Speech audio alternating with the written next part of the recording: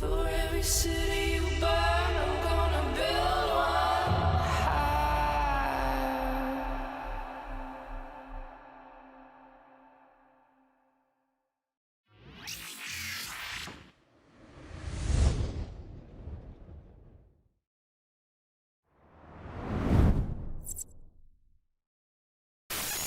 Greetings, fellow Empyreans. I am Ashtarothi, the voice of New Eden, and it is November 13th, YC125, and it is the Chaos Before Havoc. This is the Eve Universe Show. Welcome, welcome, welcome. We are here at the Invitation Astrahoos, owned by Decoy Alliance, here in this lovely system of GTAC-O. Hold on. GTAC-O Q86 outside of the Zarzakh gate. So we have a lot to cover today, and this is a very special episode. Havoc comes tomorrow, and so our goal for the day is, how's my sound? Am I peaking? My goal for the day is to cover the patch notes that we have, the expansion notes that we got last week, I think it was, from CCP. Go over it. There are some changes and some confirmations in there, so we're going to talk about all of that and go through them very carefully. But in the background here, we will be watching the structure of the structure of the invitation in GTAC-O Q86, which, as you can see, hopefully is reinforced and will come out of reinforced in roughly 42 minutes. So let me set the stage. Last Thursday, a message, a communique was sent out to the Initiative Alliance and the Decoy Alliance based on their offending structures. The Decoy Alliance has this structure here in GTAC-O in Curse near the Zarzakh gate, and likewise the Initiative Fortizar is near the Zarzakh gate in Alsavoinen in the Gallente Caldari war zone. They were given 24 hours to begin the unanchoring process. Decoy Alliance decided to rename their structure to the Invitation and send the message back, bring it. Whereas the Initiative decided to change their structure to read unanchoring in parentheses, hoping that that would trick everyone into thinking that they were in fact unanchoring when they weren't. And that appears to have worked somewhat. So within 24 hours, before that moratorium, the time given had elapsed, this structure here, the Astrahoos, was reinforced by Capsuleers, presumably loyal to the Deathless and the Angel Cartel. After 24 hours had passed, 256 rattlesnakes emerged out of the Zarzakh gate and began to attack the Fortizar of the Initiative. However, as per scope reports, 200 Initiative Munins and support fleet engaged and destroyed the attacking rattlesnakes, managing to save their structure, roughly about 10-15% left in their shields before it could be reinforced. So this structure was reinforced by players, and the Guristas failed to reinforce the Initiative Fortizar until yesterday, when a very large number of Cayman dreadnoughts joined the battle for the Guristas, and they successfully reinforced the Initiative Fortizar. So now, both the Initiative Fortizar in Alsavoinen and this Astrahoos in GTAC-O Q86 have both their timers coming out in the next hour. In fact, this one comes out in 40 minutes, whereas the next one comes out about 3 or 4 minutes after. So both timers are going to be happening. We fully expect the Guristas to attack the Initiative Fortizar yet again. They did use Caymans last time. However, it is unknown whether or not they will continue to deploy Capitals or even their Titans at the next fight. Now, this fight is going to be a little bit more interesting. It's a lot more unknown. First of all, this structure was not given the opportunity to unanchor, as it was immediately attacked. So it is unknown whether or not the Angels will continue to honor their agreement and give them the opportunity to unanchor, or if it's too little too late and they will continue to attack today. It is unknown whether or not other players will come to either defend or attack this structure, and so it may not matter what the NPCs have to say. And, of course, there are lots of people waiting to see the Angel Titan. which unfortunately, I'm just going to say right now, I don't believe we're going to see the Angel Titan today. I was going to say like Angel Watch or Titan Watch in my like title as a way of like clickbaiting it, but then I felt bad about that because I legitimately do not believe that we will see the Angel Titan today. And the reason why is because the Angel Titan hasn't been patched into Tranquility yet. It doesn't. I've looked through the files. I don't see any sign that it was patched in early, and we do see the diff between now and what's coming tomorrow, and the Titan is being added tomorrow. So I don't see any indications that we should be seeing the Angel Titan today. However, we may still see a sizable Angel Force. We don't know. And who knows? They may still have a trick up their sleeve. There's no escape for them now. Yeah. However, remember, all of this is set up so that the Fortizar, and this is why I'm suspicious about whether or not they're going to let it reinforce. Like, if they allow it to what is it? Repair today, then when it comes out of reinforce, it'll be after the expansion, right? And that's when they have the Angel Titans. That's why a lot of people are also interested to see if they're going to see the Angel Titans on the initiative gate structure. But I'm also going to caution that probably not. The Gerissus effort and the Angel effort do seem to be separate so far. So, oh my God, I'm dropping coffee.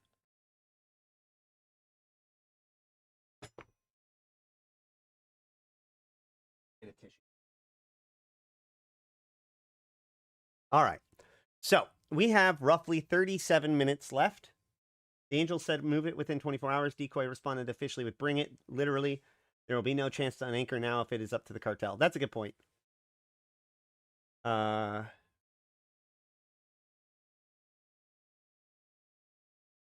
Also, our good buddy over in Signal Cartel, Zip,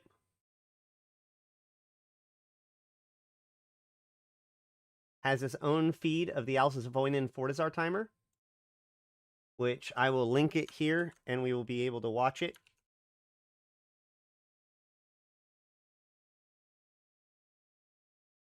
Where is it? Hold on. So this is Zip's. It's just Zip with Signal Cartel. He is overwatching the Initiative Fortizar at the other Zarzakh gate.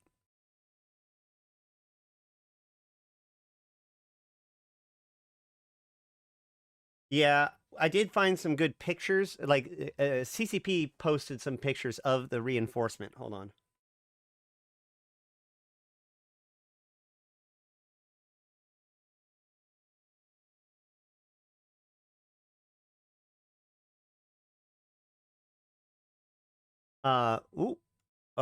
What happened? Hold on. Sorry. My camera placement got messed up. All right. So we have no. Here's a picture of the Caymans. Can we get rid of this? Yeah. Very pretty.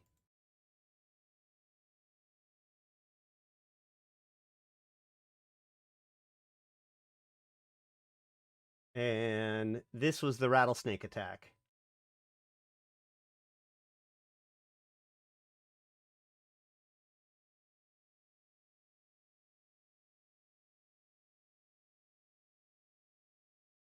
All right, let's start talking a little bit about the Havoc patch notes while we wait, because I don't have all day, so we gotta start jumping into it.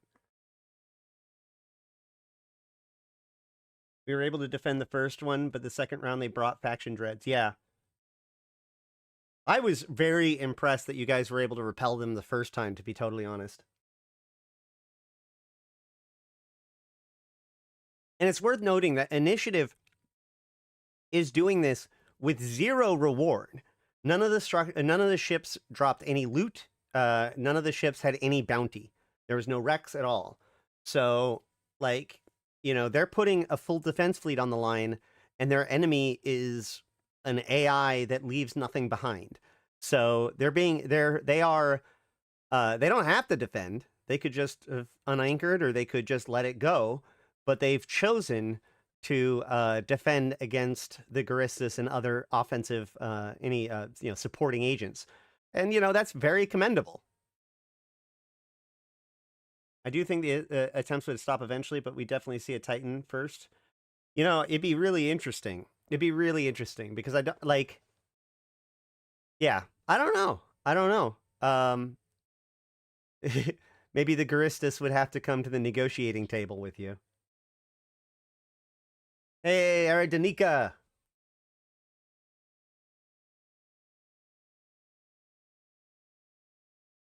All right, hold on. Yeah, Nick, I saw that post. They said bring it. Yep.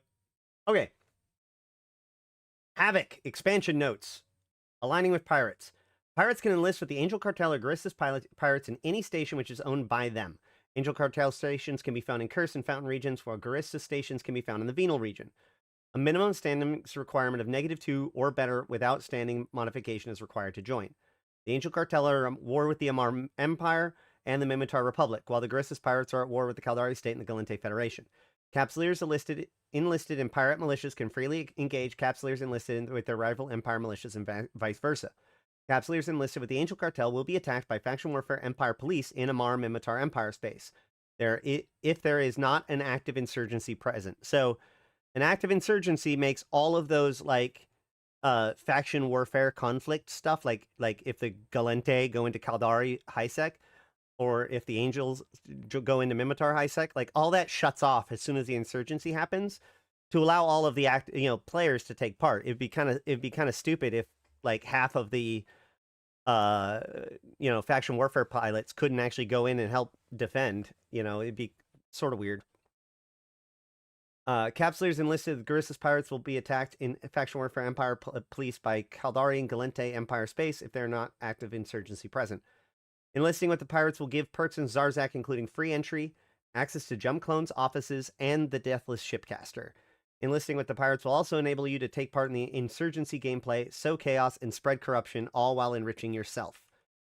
Deathless Station and Zarzakh.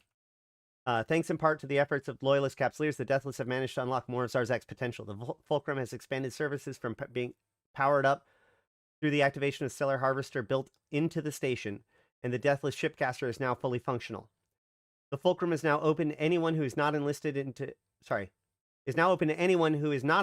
Empire Militia, which have been declared enemies of the Deathless and are unable to dock.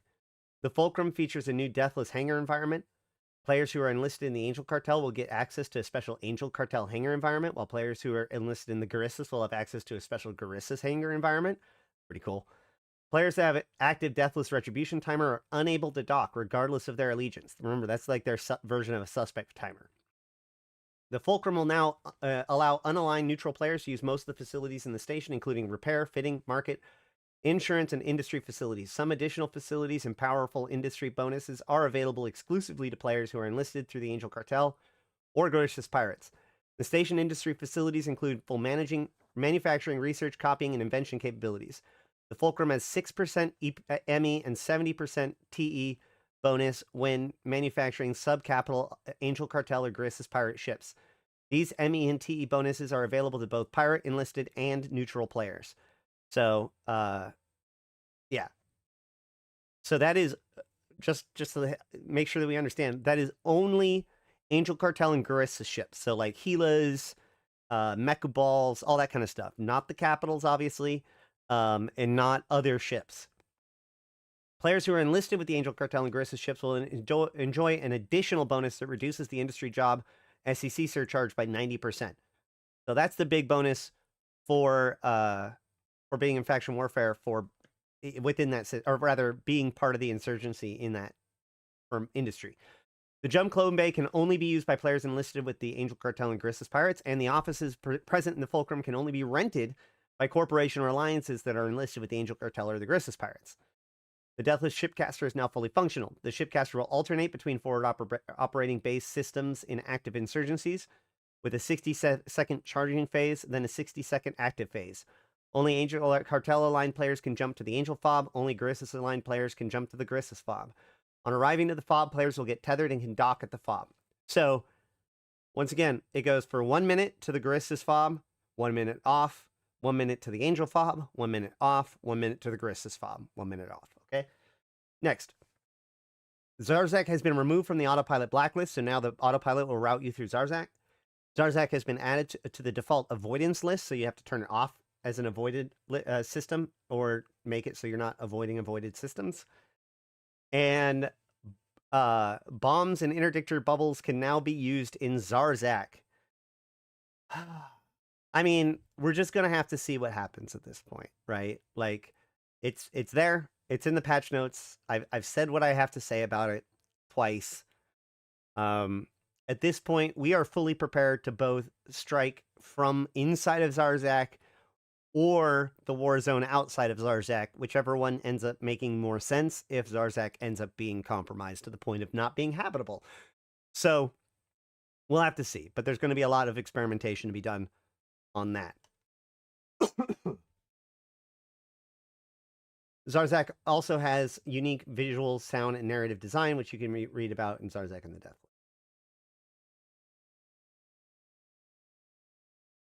Here is the new insurgency interface.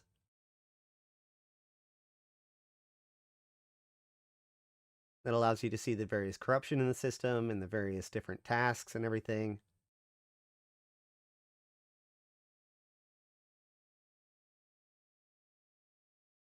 With aid from the Deathless, the completed Zarzakh Shipcaster and rejuvenated Fulcrum Station, the Angel Cartel and Garissus Pirates are now launching daring raids in Empire faction warfare zones called insurgencies. Insurgencies are a brand new gameplay that takes part in the faction warfare systems. However, it is possible for them to spread to include additional solar systems which are above 00 and below 0.8. Insurgencies have multiple phases and centered around a hub system, which has the pirate fob in it. Now, mind you, several things in this have changed from what they were originally announced, so we're going to be paying close attention to that. 27 minutes left. Do you think that we will have insurgencies open immediately tomorrow, or there's going to be the 48-hour timer for several reasons, which we'll talk about when we get there. The fob can spawn at any temperate planet in the faction warfare war zone, which will start an insurgency from that system and include 4 nearby solar systems to start the insurgency with. So that is totally different than we got before, okay? So rather than saying that it will be in a front line, it is now in any system with a temperate planet. So we're going to have to map out which all those systems are. But, and rather than spreading a certain number of jumps, it simply contains a certain number of systems. And that number of systems is not random. Because remember, the goal is that you have to earn 5 points, right? Has that changed? We'll see that. We'll see if it changed. But if it hasn't, then, you know, if you get 5 points, then, like 5 different systems, then you win. So it's starting with 5 systems means that in order to end it without spreading anywhere, you'd have to suppress all 5 of those systems, and then you shut it down. And then for each one of those that gets corrupted, an additional system pops up to allow them to get 5 suppressed until the pirates have gotten 5 corrupted, in which case they've lost. And that actually makes a lot of sense. That feels kind of good. At any rate, but the other part about this is that this does not mean it's only in front lines. This could also happen in rear guards. This makes a lot more sense when it comes to the idea of it all happening more often in the side that's losing, right? Because like it happening always on this losing side or more often on the losing side doesn't really make sense when it has to be on a front line, because it'll always cover both sides of the front line, like by definition, based on what they said originally. But with this system, it could actually happen deep in a rear guard and just start messing things up there, which interestingly enough might make it a low priority to suppress as well until it spreads into somewhere nasty. So this actually has a lot more interesting possibilities, in my opinion. So I'm a little bit more excited about this system. Even, I mean, I like the original one, but I think that this is a good change overall. Okay. The insurgency will start in a forecasting phase. This phase will last approximately 48 hours and will tell all players where the fob will be placed and which solar systems will be included with it with the upcoming insurgency. During this phase, no content... Hold on.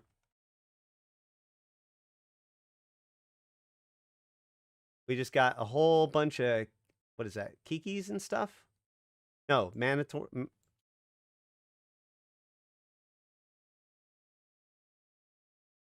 Who's being got? Oh no, Fayssal! Fayssal! They got him!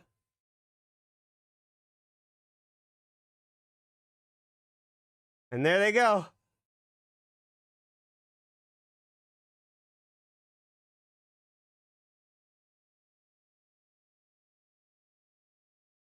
Who is this? Dark Side. And a bunch of no, Jackdaws, right.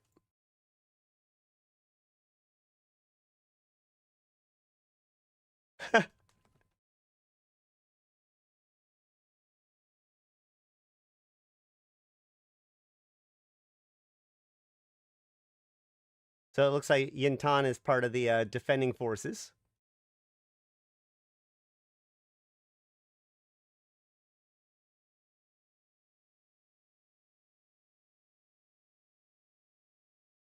It's all right. Fayssal came here to die. He's content with his lot, I think.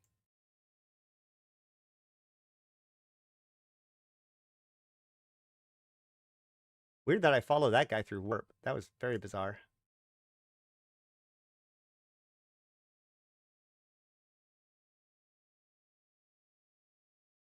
All right. Set things back up. 22 minutes.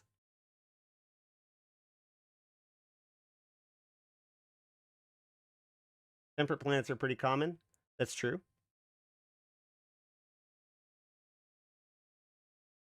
Do I really need to multi-box to enjoy Eve these days?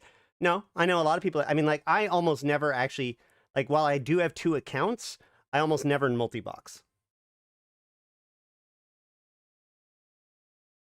Okay.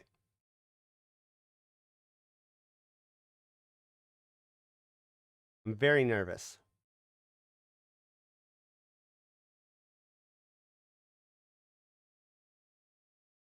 I'm concerned that is there any like no observatories or anything, is there?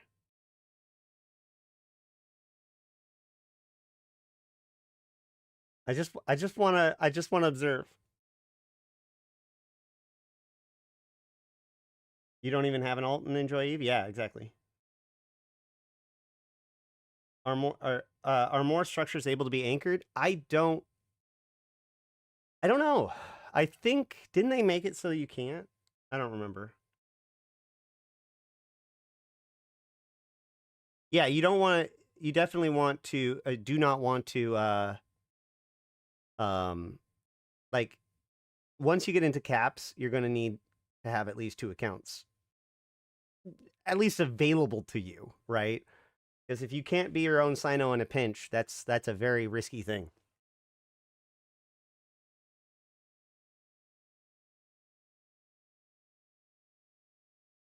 All right. Let's get back to it. The insurgency will start blah blah blah blah blah. Forecasting phase, 48 hours.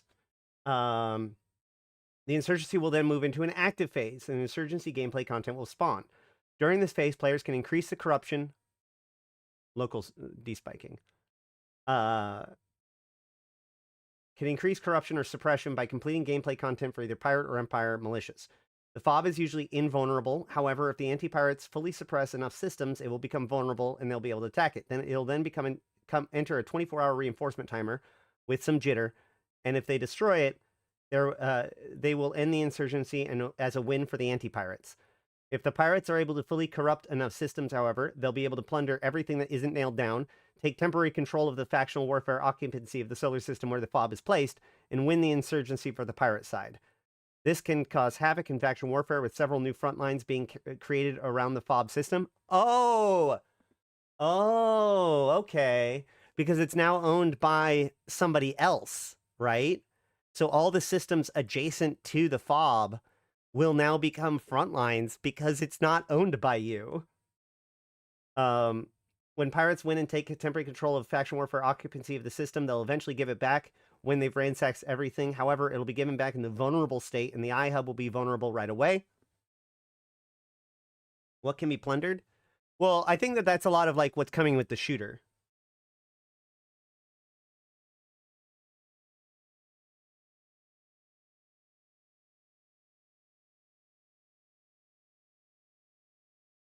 There'll probably almost certainly be enough spawns outside of the gate, but probably not enough to really threaten a fort once it's in normal spawn mode. I don't know what you mean by that. Mobile observers. Oh, yeah. Okay, that's good. All right, so players who contribute to corruption for the pirates and suppression for the anti-pirates will get a large reward of ISK and loyalty points at the end of the insurgency, which one side wins. The side which wins will have a bigger bonus payout.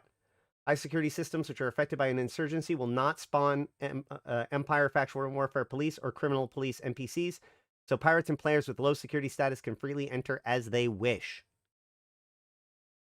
Insurgencies will feature the following gameplay content. Corporate outpost raids. This site is similar to existing faction warfare gameplay capture sites. Pirate players can capture the outpost by remaining in the capture point when the Mordu's Legion NPCs protecting the sites have been destroyed, while anti-pirates can do the same by destroying pirate NPCs. The corporate outpost raids come in a variety of sizes with different ship size restrictions. All pirate T2 ships of that size can enter them, similar to existing advanced faction warfare complexes. Mining ambush. In this site, a friendly or rock wall has been tackled by pirates. As a pirate, fight off the Mordu mercenaries that have arrived to protect it, and eventually the rock wall will be given and pay a handsome ransom to your pirate allies, and they'll pass along the spoils in the form of LP and system corruption. If you prefer blood instead of LP, you can destroy the rock wall for a bit of loot and system corruption. Nice. Anti-pirate players can choose to help the rock wall by destroying the pirate ransomers NPCs until the rock wall will eventually be able to warp off and leave, providing an LP reward to the anti-pirates and additional suppression of the system. This is an open site where any ship can enter, although the fleet of well-fit cruisers should be able to handle this site. The mining ambush has a shared payout of up to 10 pilots before the reward are diminished. So that's a 10-man cruiser site with no gate, so you can bring whatever you want. Pirate laundering centers and counterinsurgency outposts. Once systems reach corruption and suppression thresholds, roaming NPCs will warp around the solar system will appear.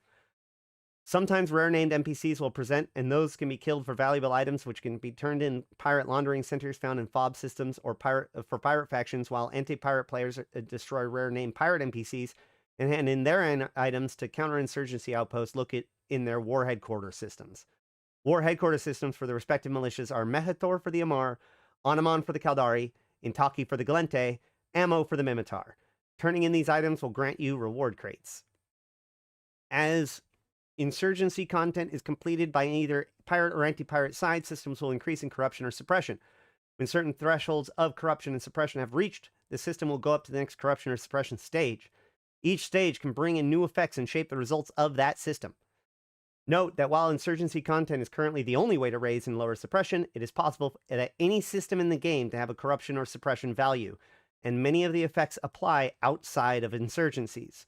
In the future, we may now add new features which can be raised or decrease the values in these systems. This is really important because they've already said that the shooter will be directly tied into the corruption and suppression system from day one.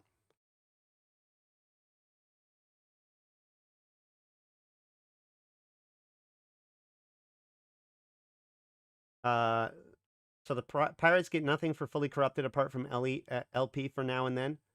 Well, yes. I don't understand. That's the main reward for both sides is ISK and LP. There is the stuff you can turn in for doodads, like they're adding in. We'll look at the new stuff that they're adding in. So corruption stage 1. Increase PvP loot drops for pirates by 7.5 total bonus. And Naglfar is on grid.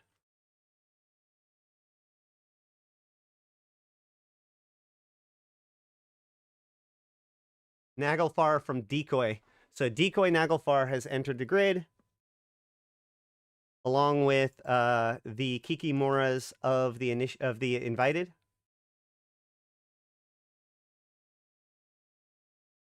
Everybody's currently tethered on the structure, as it is a free port.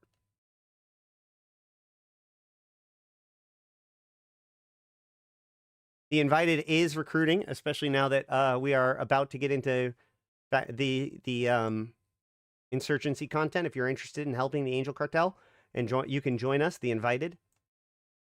Oh.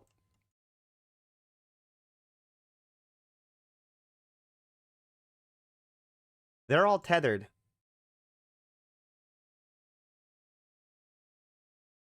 Why did they bubble?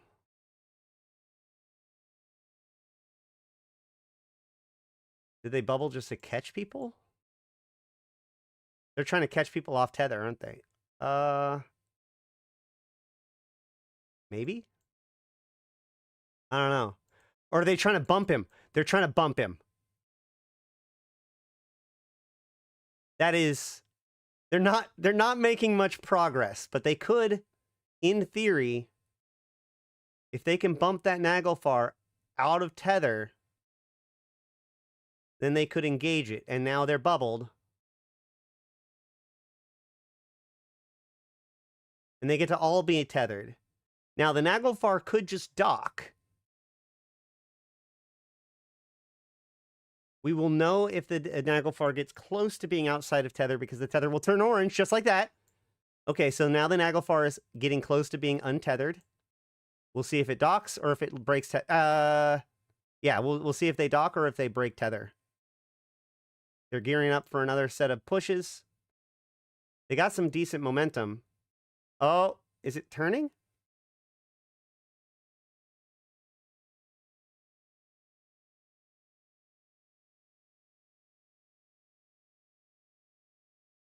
Oh, man. I don't know. Is it trying to turn around and they're just still bumping it? Let's see. It doesn't look like they're moving it very much. I've now made the camera static. It looks like the Naglfar is successfully turning around. They need something bigger. They need like a Macarial. Yes, in fact, this is... Oh, yeah, it's back into green tether. So this is what I use Q to move to make sure that I am very tight in with the structure itself. Because in fact, this dread could have been simply approaching the structure, and that would automatically get it to turn around like that once it got far enough away.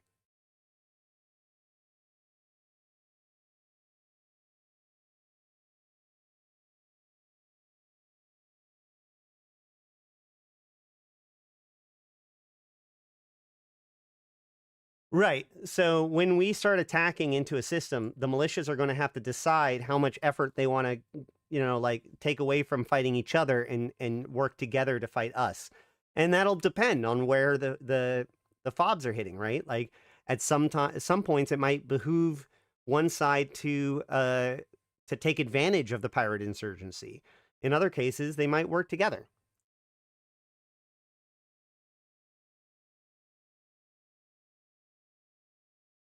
But it looks like this dread might be saved. It looks like they've given up on it.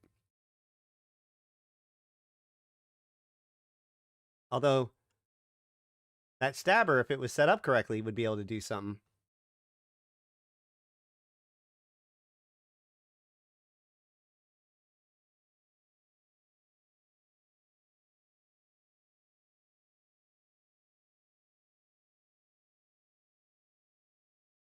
$10 minutes.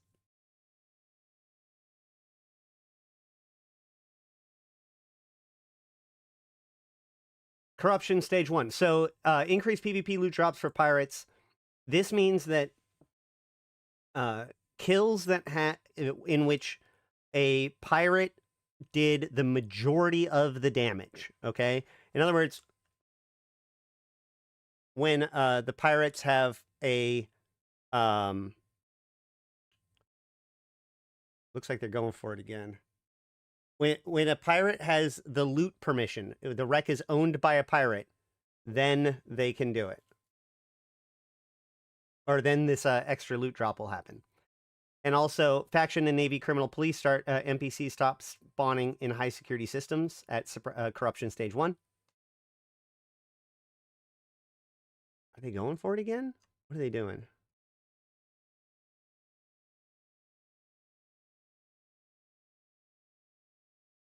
Oh. Who's this? That's a much bigger group.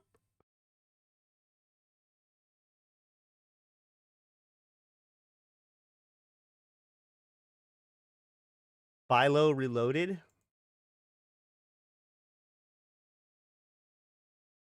We form Volta. Oh boy, that Naglfar is already in far tether, and here comes all the battleships. And these nightmares are going to carry a lot of momentum because they have a huge afterburner bonus, which makes them go super fast, and also gives them a ton of mass. So they're hitting with a lot of force, pushing that Naglfar out. Unless that Naglfar docks like immediately, we're going to see a dead Naglfar soon enough. There it is. He's broken tether. He's going to die. Smart bombs have started.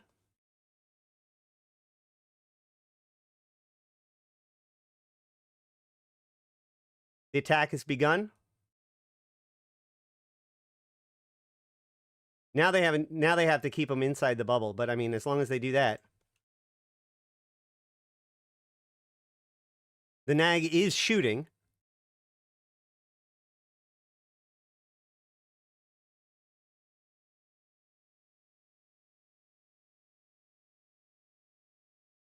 The Nag could be using Haw guns, which will allow them to be able to apply pretty decently to the nightmares. But, I mean, so that's another one of those things about the nightmares is that they're really good against Haw dreads. And wow, they carve directly through it. Yeah, so nightmares get a lot of speed without a lot of signature. So that Haw dread never had a chance. I have not shown Z-Kill yet. Well, this is not Zarzakh. This is Nullsec.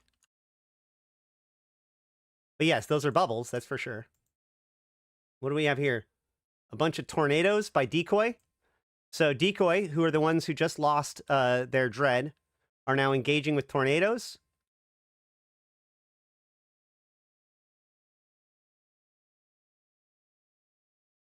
And got waxed.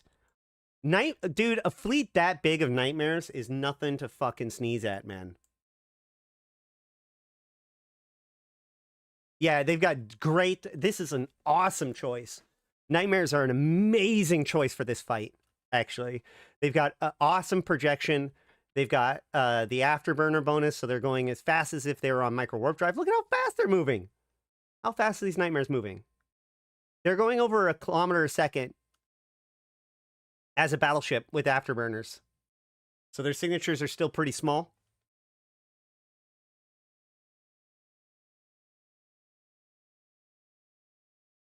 Why is this system?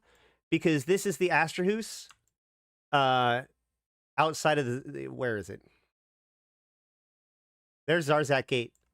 So this is the Astrahus. Once again, so as we're getting close to the time, it is now 5 minutes and 40 seconds before this timer.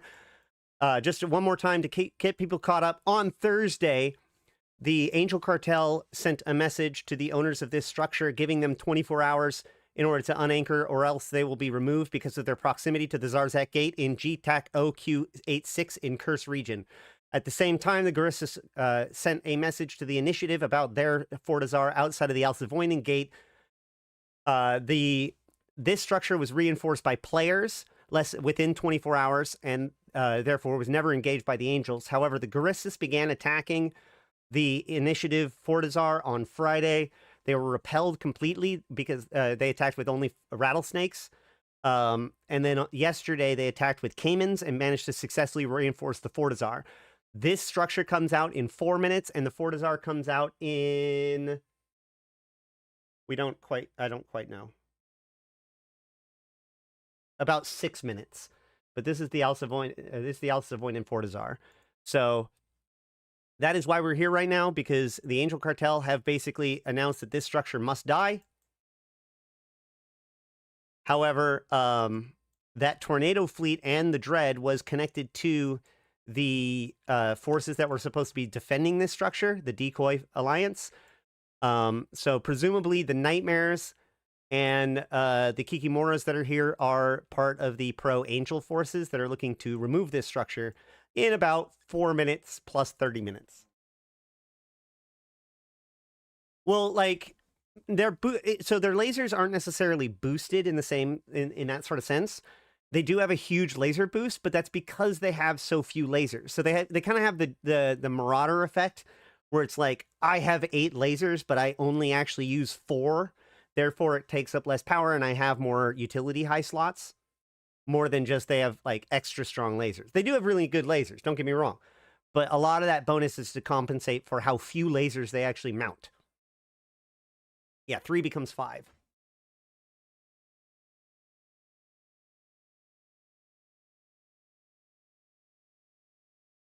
The micro-warp drive bonus from the assault frigates I thought was removed. Or was it only assault cruisers that had it removed?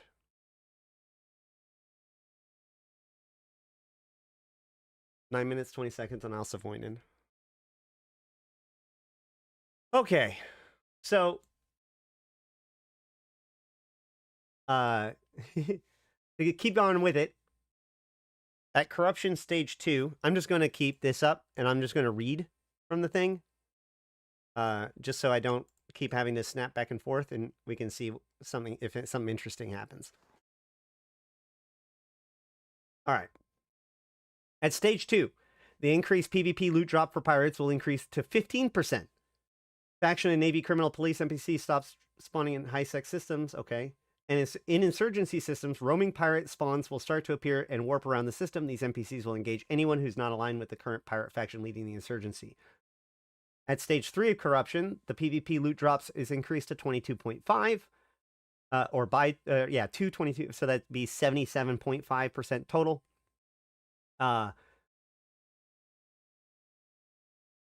More powerful roaming pirate spawns will start to appear and warp around the system. These NPCs, blah, blah, blah. Unique. If in an insurgency, the system will spread the insurgency to an adjacent system to the system, if possible. If not possible, instead spread to any system adjacent to the insurgency. At Stage 4, the loot drop is increased to 30% bonus. And all pirates... all players who are pirate militia gains +2 AU per second warp speed bonus. And then at 5, we get the full suppression. Sentry guns will no longer respond to players who get suspect timers in their presence. In high-sec, attacking ships, structures, and drones now possible without a criminal timer and Concord response. Concord will only respond to capsule kills or assisting someone with a criminal timer in the system. Sentry guns will now additionally ignore all criminal timers in their presence. Players can now use interdiction sphere launchers, warp disruption field generators, bomb launchers, and defender launchers in low-sec in those systems. So here's the fun thing. Low-sec ignores criminal timers. High-sec doesn't give criminal timers. So already I'm going to guess that there's going to be somebody who's going to give themselves a criminal timer by potting somebody in low-sec and then jump into high-sec thinking that it's a corrupted high-sec and so they're fine. And they have they'll have a criminal timer on them and they'll get killed by Concord and they'll be mad. That'll happen. 30 seconds. We have 30 seconds until the timer starts. And we'll have to see whether or not the Angel Cartel makes a showing. We have the Nightmares have appeared to have bubbled the Zarzakh gate. We do know that the Nightmares did go after the defending fleet that showed up. However, obviously, we do not know whether or not they will remain friendly when or if the angels show up. It is now vulnerable.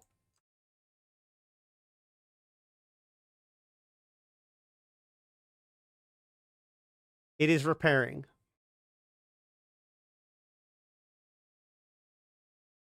I concede my theory from earlier this morning. I don't remember.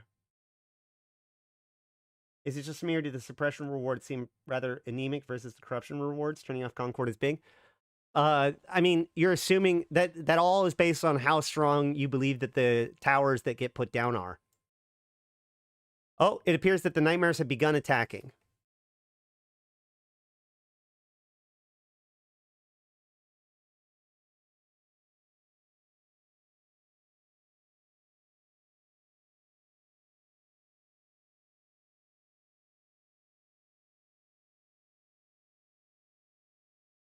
The two groups working together, but doing small fights among each. Oh, yeah.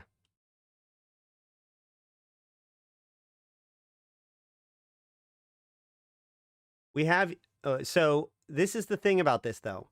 Remember, the angels did not reinforce this structure. Therefore, this structure was reinforced by players and is currently being attacked by players. We may actually not see any angel cartel at all, and this might just be a normal, everyday structure bash. Hey, sheesh.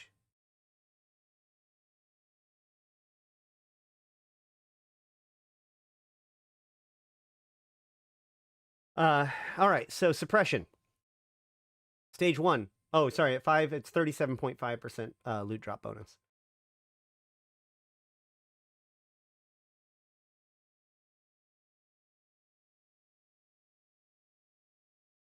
This seems all pretty standard affair. Oh, what was that? Oh, normal stuff.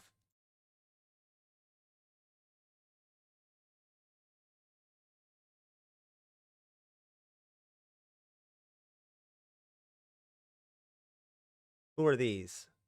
Ah, Decoy Alliance have their tornadoes again? I'm presuming that... Nope, those sabers are... I don't know.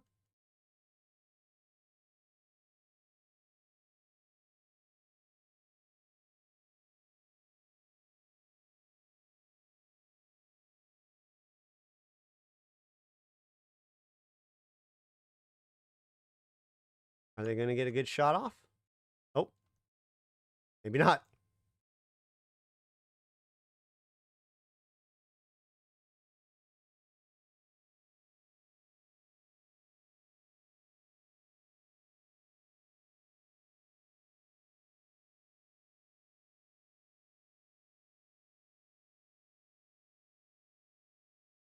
They are warping.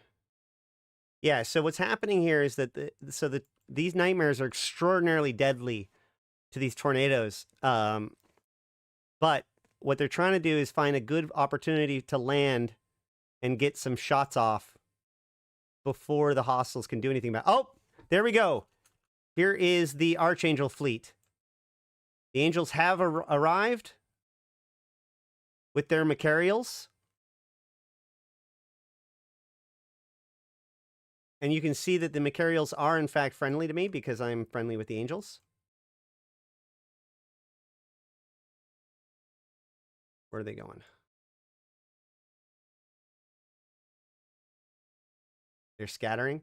So this is a very common NPC behavior. What normally happens here is that means that the rats was given a primary that was outside of their range, and therefore they are doing a bounce to try to get within range. So we'll see where they land. Oh, looks like they screw this guy in particular. Are they going to get him? Maybe. Maybe not. Ah, yeah, they got him.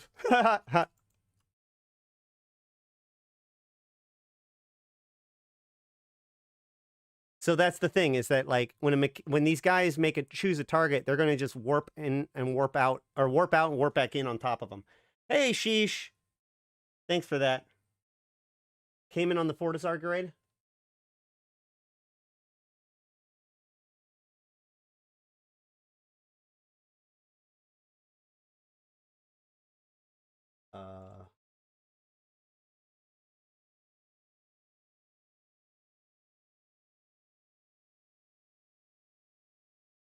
Yeah, you can see the Garissus on the Fortizar there. On Sheesh, or that on It's Just Zip stream. And then here is the Macarials still fighting. Looks like the Angels have engaged the Nightmares? Is that what's happening here?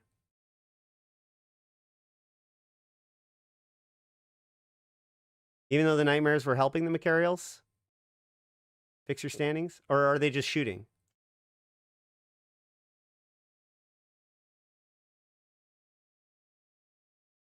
Oh yeah, the Macarials are shooting at the structure. Who's shooting at this then?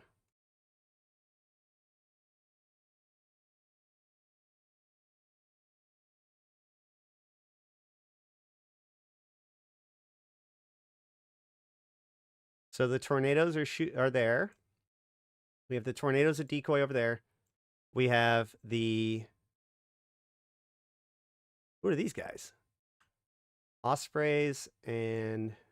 Yeah, Osprey Navies. This is about to get nasty. From Poco Loco. That who this is? Zot.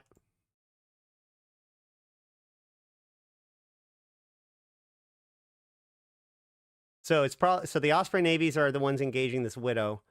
The Archangels are engaging the structure itself.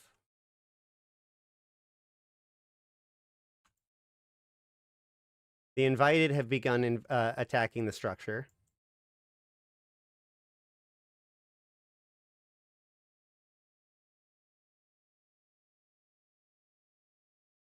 Oh, they're warping again.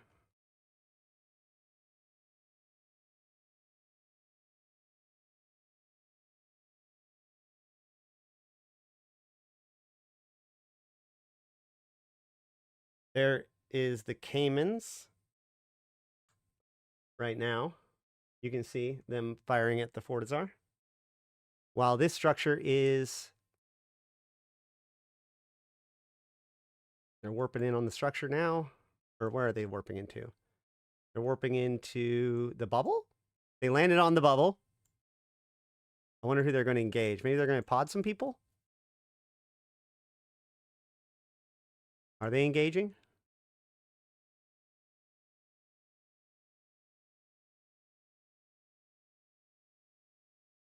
Okay, they're still shooting at the structure.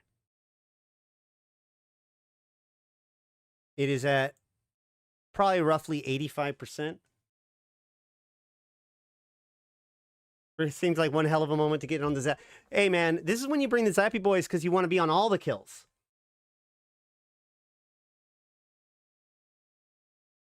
Does it look like the initiative is defending?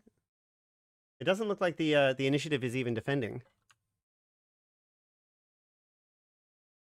All right. So once again, we have the Nightmares here. These guys have appeared to be engaging. Yep, they're still engaging the structure. We got the Kikimores engaging the structure. We've got the Macarials engaging the structure. It looks like the Tornadoes have been... Well, there's the Ospreys.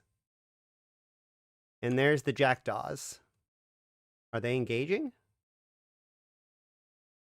We see explosions.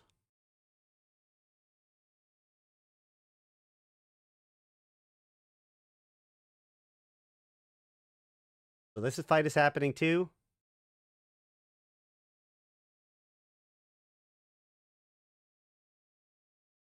Did all the Tornadoes get killed already? Looks like they're pulling out of the bubble now. Did they do the kills? Yeah. Well...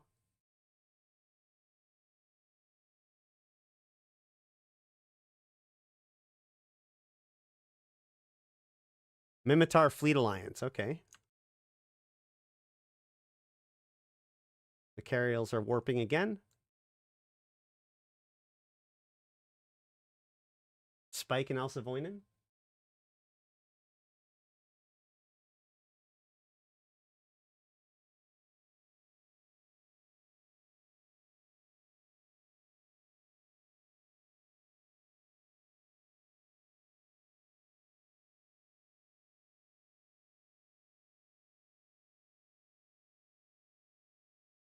There you go. Can I just do this? Is this going to work? Oh, no. Hold on.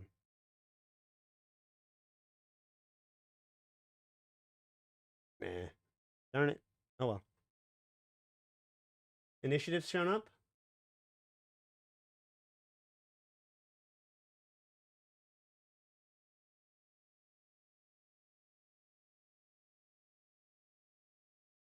I don't see him here yet.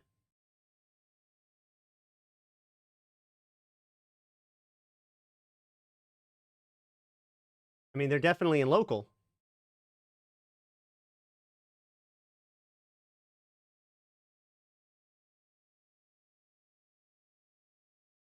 They're not on grid. Meanwhile, on this side, we have a swarm of drones. It looks like basically all the defenders have been pushed off and are fighting over there. And attackers are attacking in the center. The Kikis have invited, however. Looks like they got killed somehow. I must have missed that completely.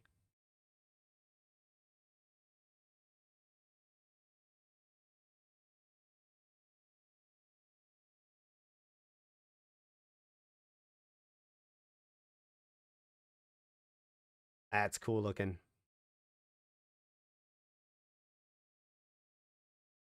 That's a lot of gunfire.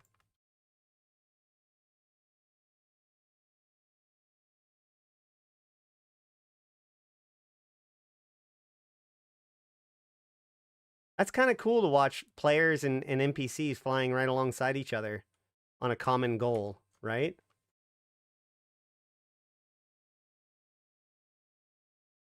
Nightmare swatted you? Aw, boo. CCP didn't provide anything to anybody.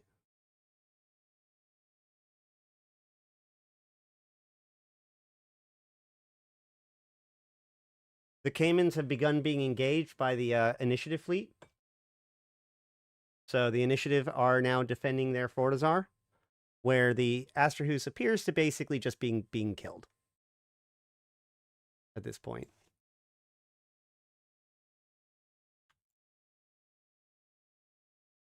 Just checking to make sure the Jackdaw fleet isn't doing anything fancy. If anything, I think the Jackdaw fleet would be worried about being pounced on by the Machariels, maybe.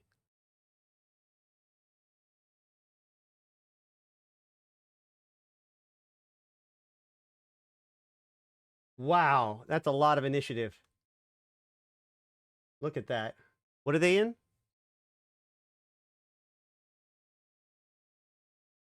Looks like vagabonds? Are they vagabonds?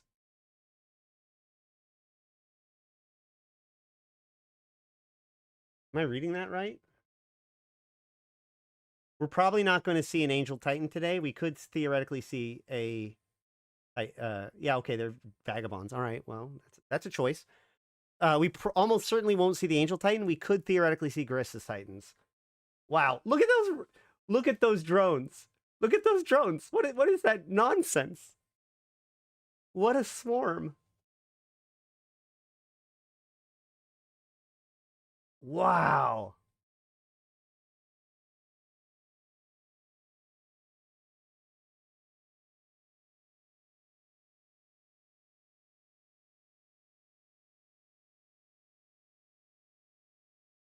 That's pretty impressive.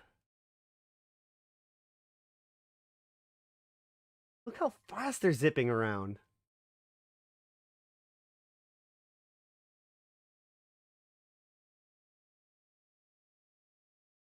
Whoa, what is all those explosions?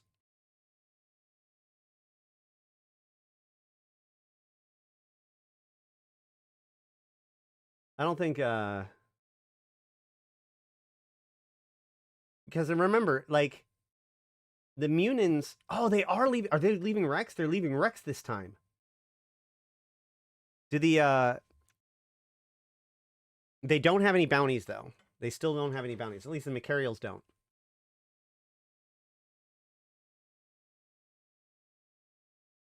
Oh, man. They might actually defend.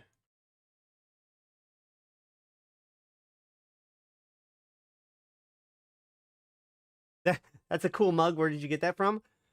From our store. You can usually find the links down below. If you can't, message me, and we'll get you there. But yeah, we got the Convocation mug, and we've got some other ones. We got the 07.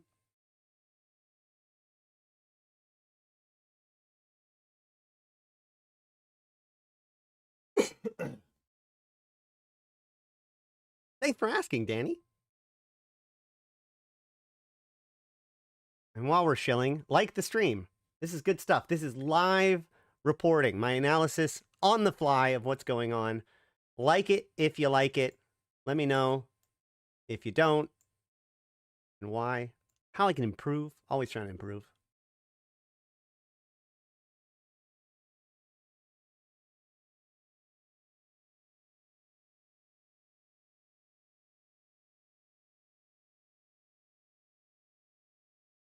Looks like there are hostile forces engaging. So there's a third-party group in the Alsavoinen side.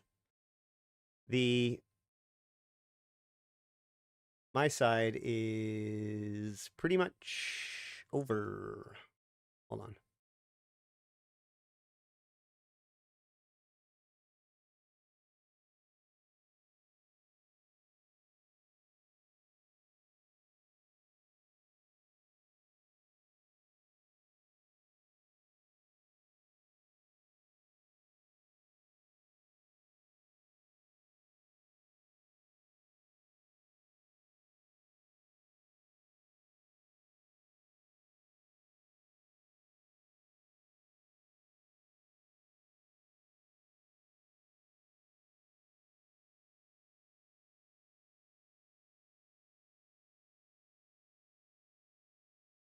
Nothing really to see on the GTAC-O side right now, except for Asterhus being burned down. There have been some invited that have returned.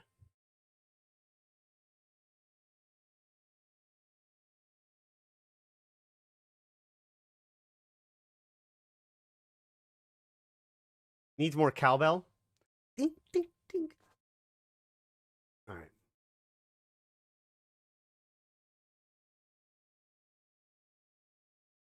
So it looks like the it looks like the yellows and the reds have engaged up above, while a group of the Guristas continue to hit the structure. Is that true? Is that what I'm seeing?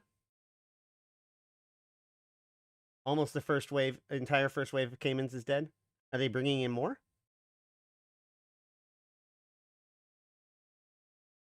Did they improve the tie-dye a bit? We haven't had... I don't see any tie-dye on our side.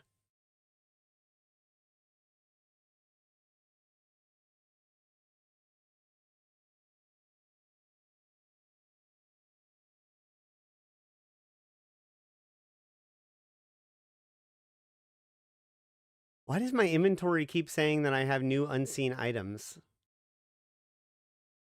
Just said I had 100, and then I cleared it, and now it says I have one more.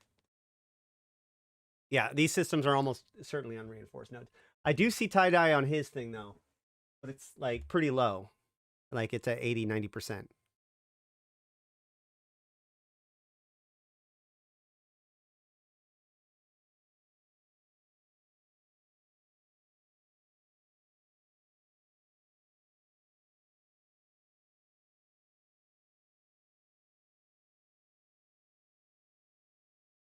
There is a small fleet from of assault frigates and such here, overwatching the whole thing, but it looks like they don't... I don't know if they really want any, you know? This one seems pretty intense.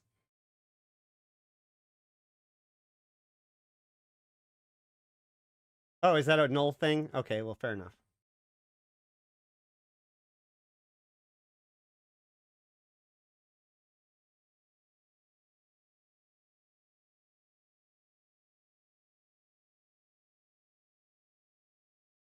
Oh. Who are these guys? Oh, this is the Jackdaw fleet. And a Harpy fleet from... Oh, okay, so Decoy. This is, again, the defense fleet, right? So they've downshift into Harpies, probably so that way they don't get sniped by the Nightmares.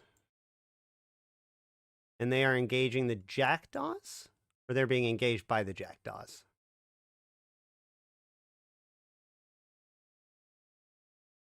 They're being engaged by the Jackdaws, I think. Maybe they're engaging. Hold on. Yeah, no, they're engaging.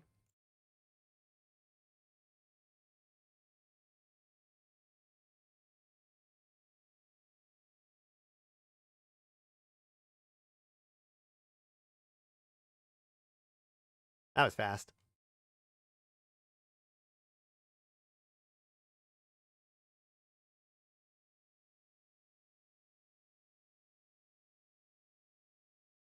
Back to the Fortizar. There's a lot of fighting going on. Have they brought in reinforcements? What's the status over there? Zip, rather. No one war decking. This is in low sec. There is currently no tie-dye in either system.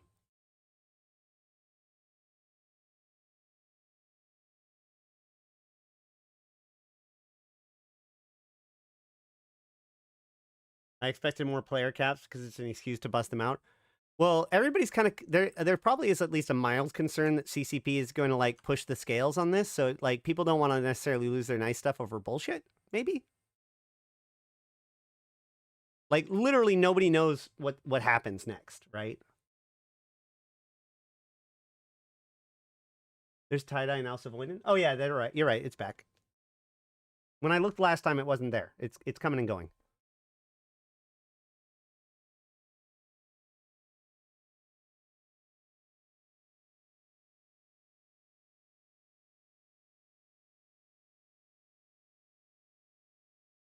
There's some small skirmishing engagements here in GTECO.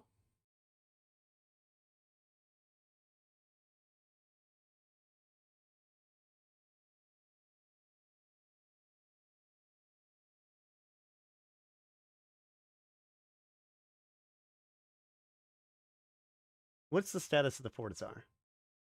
There's a second group of Caymans that are holding the fort at pause. Okay. I see it. Okay. So they were fighting up at the above one. Meanwhile, this group was hitting them down below. Got it.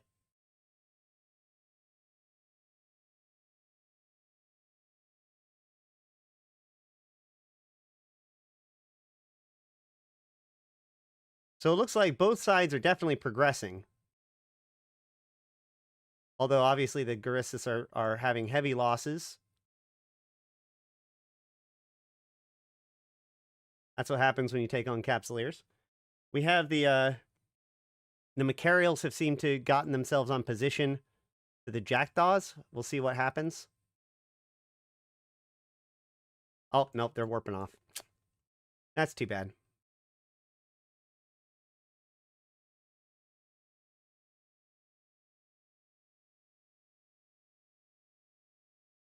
Still some people having a bloody time of it down there, though.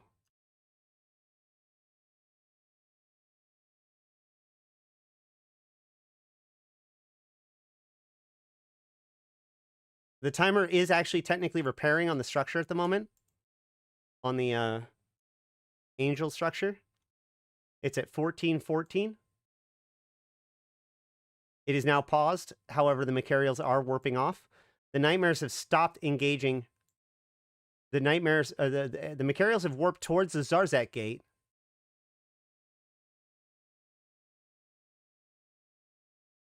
I don't know if they're engaging something. Or if they're just turning around.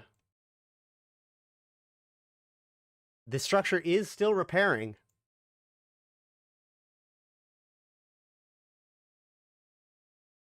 Macarials have warped to a pounce.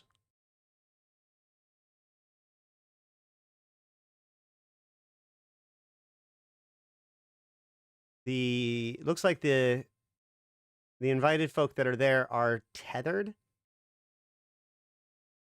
It is now at 14 minutes and 13 seconds and repaused. It's now repaused.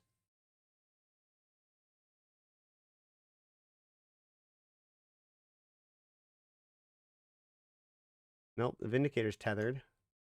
Who's keeping it paused?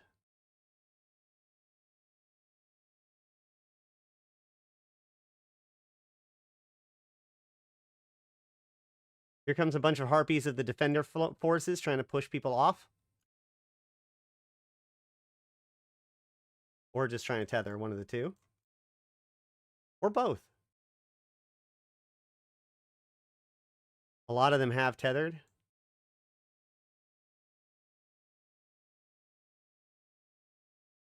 I'm just trying to engage the second group of Caymans.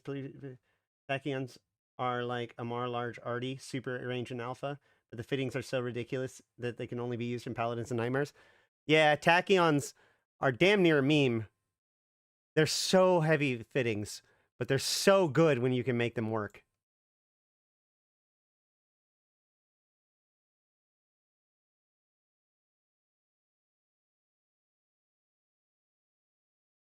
Who's hitting the structure? It's not repairing. But it's at like it's like at 20, 25%. It's repaused.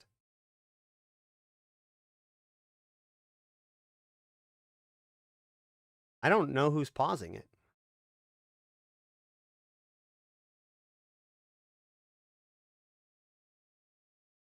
There's the Nightmares. What are you guys doing up there? What you guys got going on up there? Killing some things? Cute.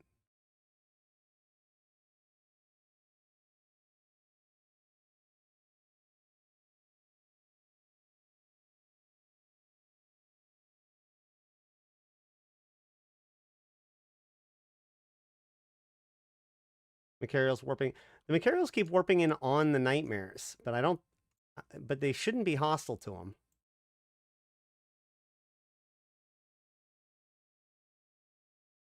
And the Macarials are just warping. They're having a difficult time of it. You know they are. The Macarials have engaged the Nightmares.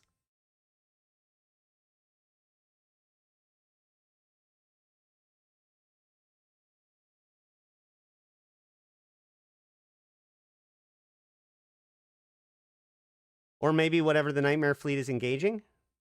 Oh, nope. Nope. There it goes.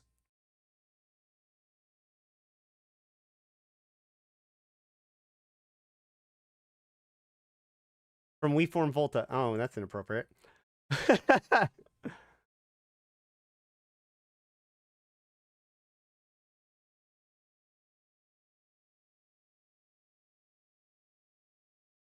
are they going after now? They're going after the structure, I think, now. Structure's paused. Somebody didn't have their standings up, yeah. Okay, so basically, a structure... Hold on. Let me get my eyes back on. So, a structure has a certain threshold of damage that it can take, right? Hold on.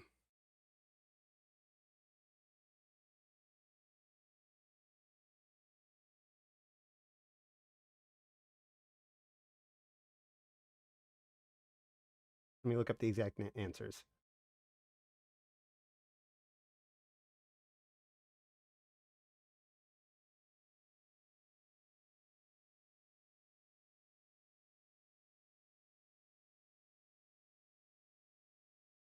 So, okay, yeah.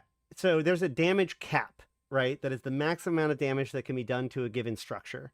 Now, you have to be doing at least 10% of the damage cap on a rolling 20-second average for the repair timer to remain paused.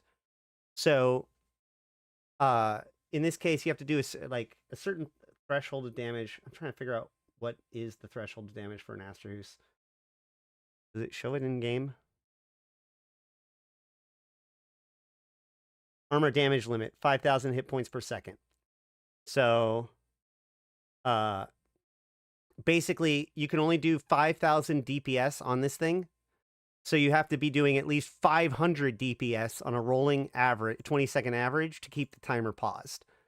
If the timer continues to count down and makes it to 0, then the structure automatically fully repairs.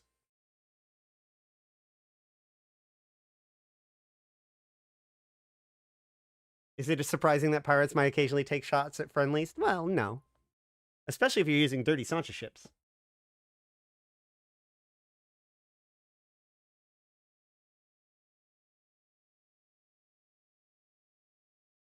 Bring the lady in the biovac. You should.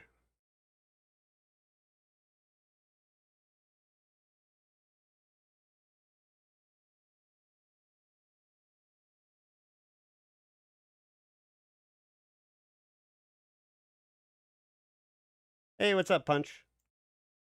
Going back to the Fortizar. Is the Fortizar timer still paused?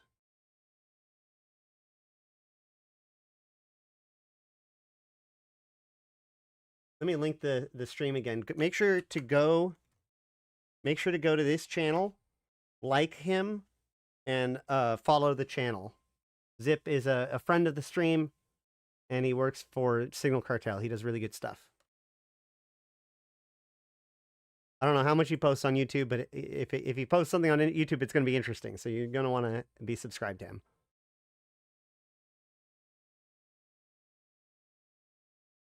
And me.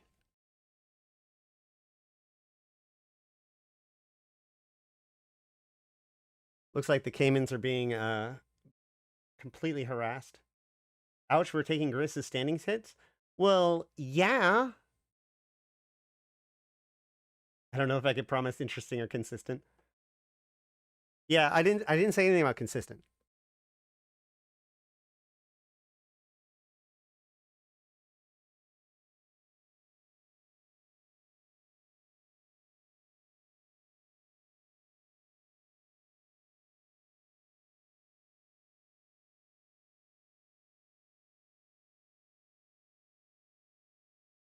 Hey, Mike. Oh, that reminds me. Mike Azariah, rumor has it, it's that time of year again. Mike Azariah does the Magic School Bus, where he goes from newbie's system to newbie system with a whole bunch of free ships to hand out that are very well fit. They're good for PvP and PvE. He's got lots of different options for everybody, and he gives around and he gives them out for free, and been doing this for almost a decade now. And once a year he asks for help, and it's that time of year. So if you have anything to contribute to the Magic School Bus, go ahead and get in contact with Mike Azariah or send a donation to him. If you want more information, you can just go into my backlog of videos. I have a video on the Magic School Bus. Go check it out. It's good stuff. 9 years.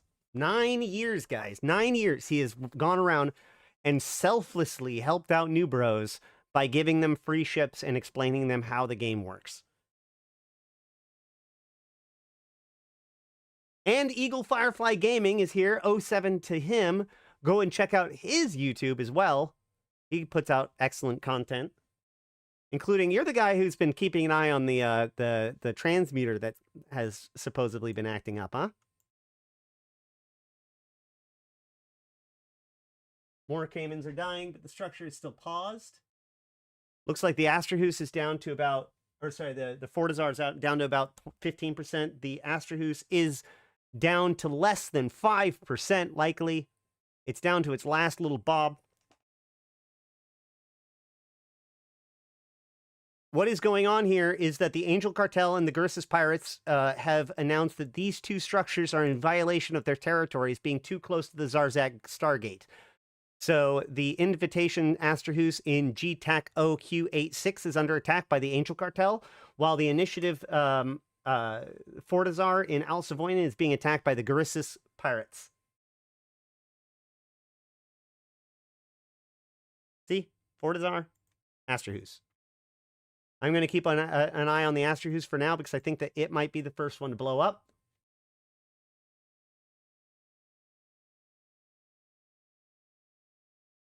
While the defenders of the Astrahus did show up, they did not show up in nearly enough numbers to defend against even the pro forces in this gigantic group of wait, hold on, what is this group? Yeah, this gigantic swarm of nightmares that have managed to push off basically everything that has defied the attack.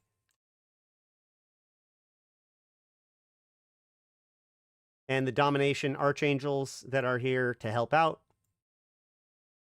Almost everybody else has been cleared off the grid. Meanwhile, at the Fortizar, the initiative are now killing their second round of Cayman dreadnoughts, while the angels desperately, not the angels, but the Guristas desperately reinforce their numbers in order to continue to attack the structure. The Astrahus will die very, very soon, it would seem. The Fortizar will go into a second reinforce in which it will come out of after Havoc, and we will see the potentially see the destruction of that Fortizar then. In the meantime, this Astrahus is going to die anytime now.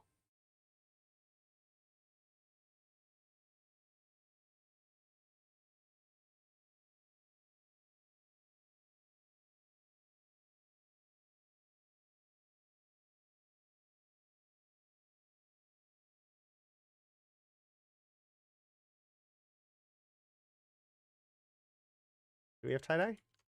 No, no tie-dye. No tie-dye over there, too. It's barely dipping into tie-dye over on the initiative side, yeah. Second group is of Caymans is wiped out. Initiative has moved on to the third. It is still paused. Oh! What happened? Oh, what? I forgot. It still has to go through hull. I'm dumb. I'm so dumb. It's not going to explode yet. It's not going to explode yet. We've still got another, like, 20, 30 minutes, guys. The stations are in GTAC OQ86 in Kursk and Alsavoinen in the Gallente Caldari war zone. Yes, these nodes are probably heavily reinforced. Both of these areas are, obviously adjacent to Zarzakh, so you can also get there through the Turner Stargate. It appears as if the Jackdaw fleet has headed towards Zarzakh Stargate. And it appears like they might be jumping through, although he just bursted. I did see a Zarzakh gate flash. Even you can see the Zarzakh gate activate even if it's cloaked. But they don't seem to be jumping through anymore. I don't know.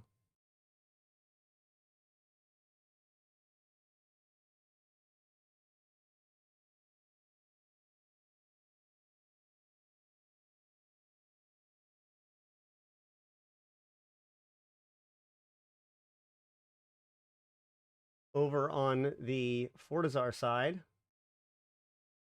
still pretty ugly, lots of red. Who are the yellow? Is it?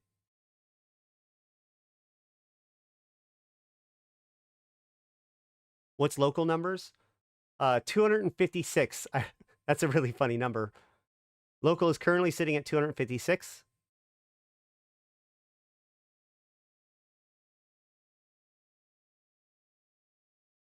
Whereas local on the other side looks like it's just over 400, 440 something. Set it in friends. Okay. So is set it, I'm attacking initiative or helping?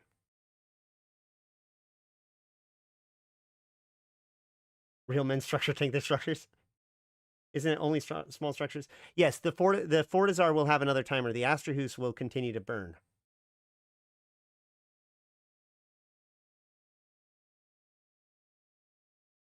That's why I swapped over to the Fortizar.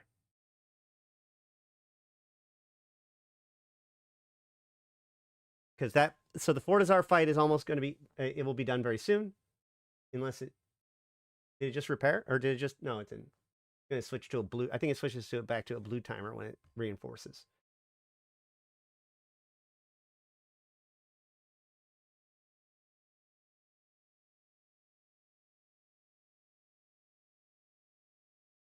It does not appear like they have very much left on the Fortizar at the moment, although it is paused still.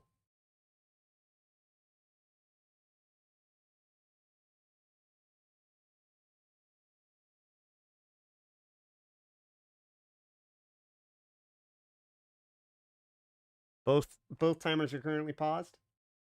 If I had T1 ships to donate, should I just move them to a starter system and contract them to you? He normally says just contract him anywhere, but yeah, if you like a starter system or a like a trade hub would probably be preferred, but of course he can answer too.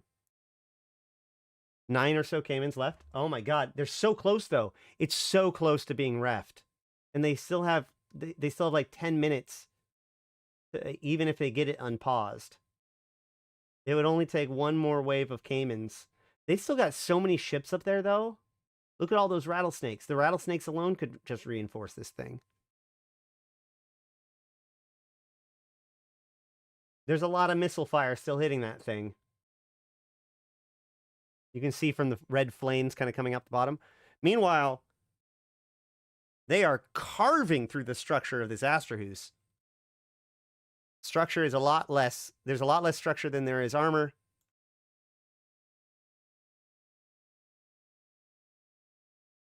This is in Alsavoinen and in GTAC OQ86. Both of which are adjacent to Zarzakh, so you could get in through Turner. But Alsavoinen is in the Mimitar Gallente war zone. Sorry, Caldari Gallente war zone.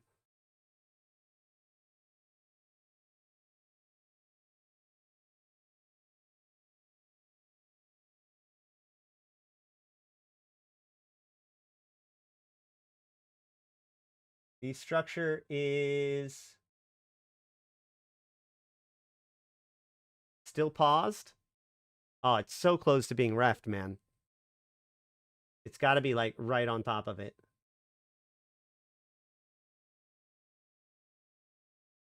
So when it gets reinforced, it'll flash red, just like the Astrahus did. But this time it'll also get a blue timer and it'll lock down and stop, you know, being attackable.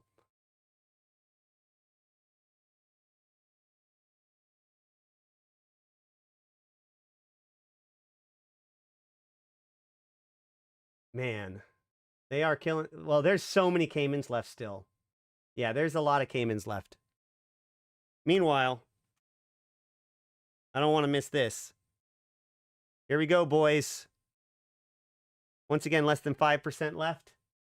We know that the other... Well, I'll let you know if the other one gets reinforced or not, but let's watch a big explosion, guys.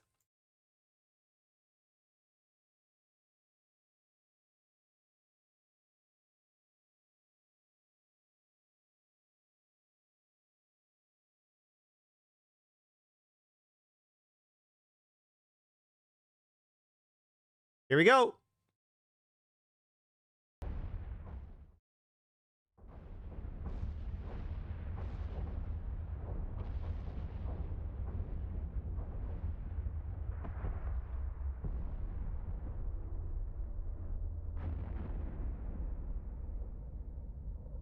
And that, ladies and gentlemen, is that.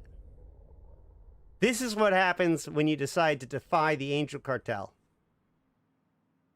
All right, one Astra down. There's the wreck. That wreck will have a core in it and possibly some, like a ton of salvage and whatnot. We'll have to see what happens there.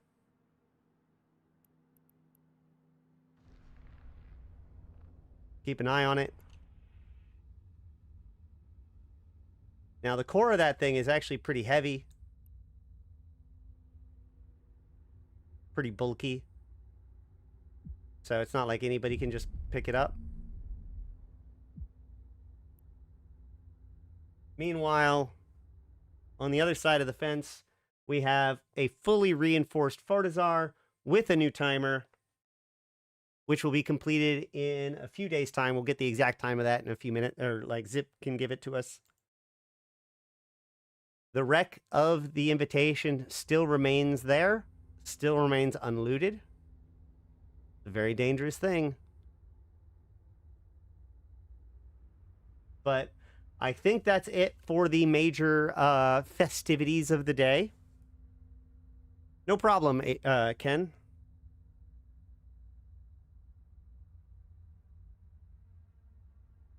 Stand up to Decoy for standing up and giving you a good fight. They came, man. They tried. They did their best. They did everything they possibly could. Which, I mean, obviously they faced, like, cheatingly high amounts of adversary. So, you know, but props on them for showing up and throwing themselves at it. What does it mean? What does which mean?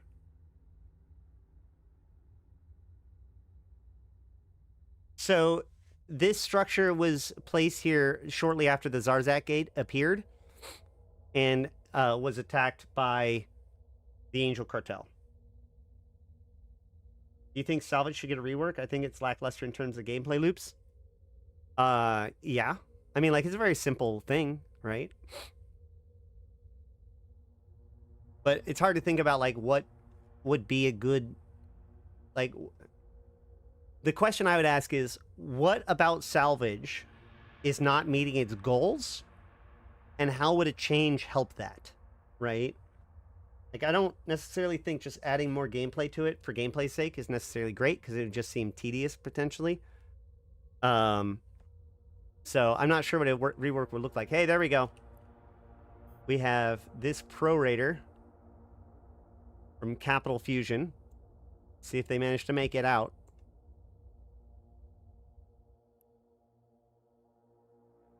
I don't know if they're close enough to it. Nope. Or maybe they didn't get all of it. It's possible they didn't get all of it.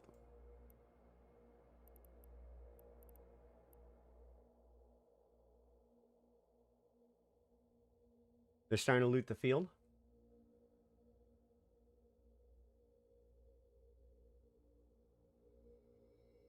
Be on the lookout for RoAch to loot. Yeah, so this is just a tremor of what is to come with Havoc tomorrow.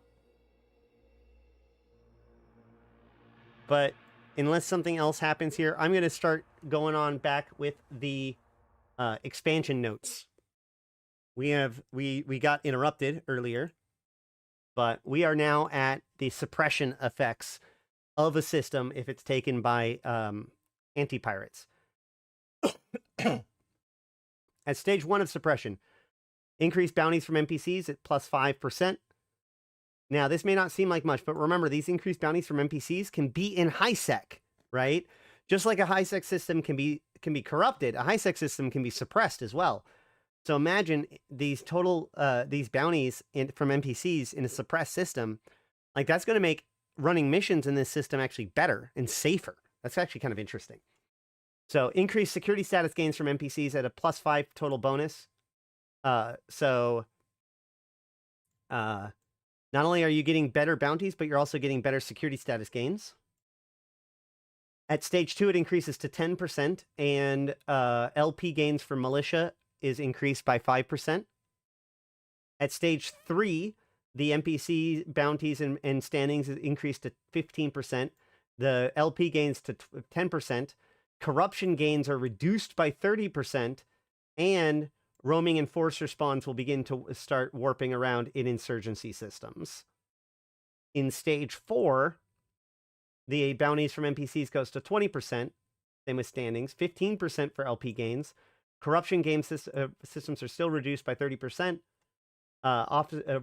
More powerful roaming spawns will start to appear, and all players who are in an Empire militia gain 10% bonus range to their Stasis Webifier and Warp Scramblers. That's pretty big. Hey, thanks for that application, whoever you are. The invited are accepting or are taking new applicants. Come join the invited. Help us secure Zarzakh and promote the Deathless and the Angel Cartel. At 5, maximum suppression, NPC bounties and gains are increased by 25%, LP gains by 20%, and now in insurgency systems, elite sentry guns will be deployed by the roaming officer NPCs. These sentry guns are vastly more powerful than regular sentry guns, including ECM and target painting effects, in addition to vastly increased damage per second. These sentry guns are also immune to the sentry gun disabling effects from Corruption 5. So these extra guns are, like, some people have said, oh, it's not as big of a deal. If these guns are big enough, that's a big deal. That's a really big deal.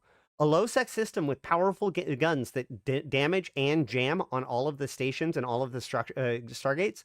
Like, what if you could just autopilot your freighter through low-sec into a suppressed system, knowing full well that anything that can attack it will get damaged by the guns. Now, obviously, that's a very extreme example, but like the idea of using a bustard or something like that into one of these systems is definitely not out of the picture.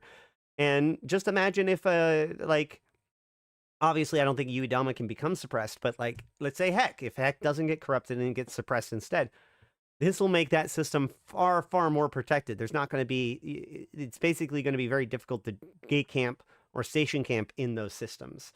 So I wouldn't necessarily play that down and like how big of a deal that is. In addition to that, the additional 10% bonus range to stasis webs and scrams for the players in the Empire faction warfare groups. That's a big reason to be in faction warfare and not just be hanging out in faction warfare systems. I don't think the sentry guns are going to be too popular with militias. Too many people have really low security status. What do you mean? Oh, like the guns won't attack them because the guns won't defend them?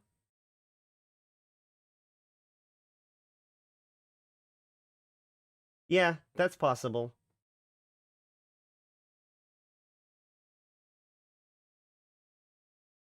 All I'm saying is that people are poo-pooing the suppression effect when the amount of effectiveness of these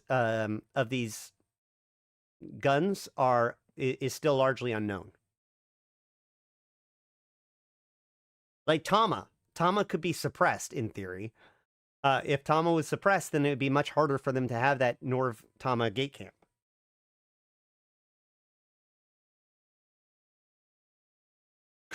Right. Yeah, supply routes could be temporarily secured by suppressing systems.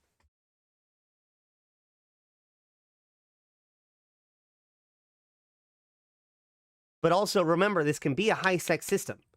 Imagine, if you will, there are plenty of high-sec systems that are nearby a low-sec system that are mission hubs, or at least missions go to.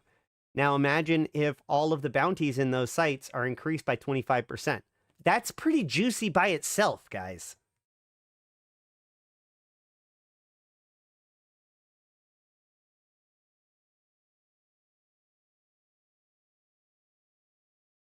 If Rancer... Is Rancer in faction warfare systems? I don't think it's close enough to. Heck is doomed. All right. Pirate Insurgency LP stores. Guristas Shipyard Sodios will stop spawning as it used to, and the rewards will be rolled into the LP store. Blood Raider shipyards will continue to spawn in the wild. Players enlisted... I really think that they could have just kept the Guristas shipyard spawning, but, you know, whatever. What do I know? Players enlisted with either Angel Cartel or Guristas Pirates will have access to brand new LP stores. They can be accessed from the FOB in the Insurgency or Zarzakh. Players will earn LP for those stores through the Insurgency gameplay. The Pirate LP stores include exclusive access to the following blueprints: Mechaball, Qizrael, Azrael, Mamba, Alligator, Loggerhead, Cayman, and Komodo. The Mechaball and the Mamba are 12,000 LP, 3.5 million ISK per blueprint. Qizrael, Alligator is 40,000 LP and 10 million ISK per blueprint. Loggerhead and Cayman is 25 million LP and 25 billion ISK per blueprint. Azrael and Komodo are 150 million LP and 150 billion ISK per blueprint copy. And the Pirate LP stores have been heavily discounted ship blueprints for the Dramiel, Cinnable, Macarial, Worm, Gila, and Rattlesnake. The Dramiel and the Worm are now 4,000 LP and 2 million ISK per blueprint copy. That's crazy. The Cinnable Gila is 18,000 LP, 5 million ISK per blueprint copy. And Macarial Rattlesnake is 100,000 LP and 20 million ISK per blueprint copy. So that is a big deal, especially when you consider the ME and TE bonuses inside of Zarzakh. So you can just buy these blueprints in Zarzakh and manufacture these ships in Zarzakh. Pirate LP stores also have unique offers for various pirate modules such as Domination Gyrostabilizers and Dread Guristas ballistic control systems. They also include data cores, ammo, and the hardwiring that you would expect. So we're gonna get our implants, baby. We're gonna get Angel implants and Guristas implants for our LP store. That's fucking good. And disabled the loyalty points and ever marked donations as discussed in the Stronger Organizations post. Next, 5 new pirate ships have been added. The Mecha Ball, we've already talked about all these. We understand them. We've looked at them. I've had other videos. The Mamba, the Quzxpon, the Alligator, and of course the Azrael. Updated Titan build costs with the Garissa's capitals moving to the LP store and the LP changes from the Serpentis capitals that arrived in previous patch. The pirate capital build costs have been normalized. Below you can find the updated build cost. So here are all of the different changes that have been made. You can see like the capital weapon hard points went from 4,000 to 4,500 turrets to 400 turrets. That's very small. Like that's a lot of a reduction, but that's because the Vanquisher was just way over budgeted for how much it cost. The rest of them were scaled down less. Skill books for Edencom ships and Vortron projectors will now be available in the Concord and DED stations instead of being exclusively purchased from the character sheet. The Vortron specialization skill books are still exclusive to the DED LP store.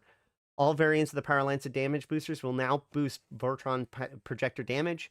The Halcyon login boosters have been updated to benefit Vortron projectors in a similar way to how existing turrets and missiles have been bonused by them. Wormhole environment system-wide effects now affect and benefit Vortron projectors. Wolf-Ray wormholes now apply their small weapon damage bonus to small Vortrons. Magnetar wormholes now apply their damage bonus. Shh, Raid. This isn't today for you. This is not your day, Raid. It's another day.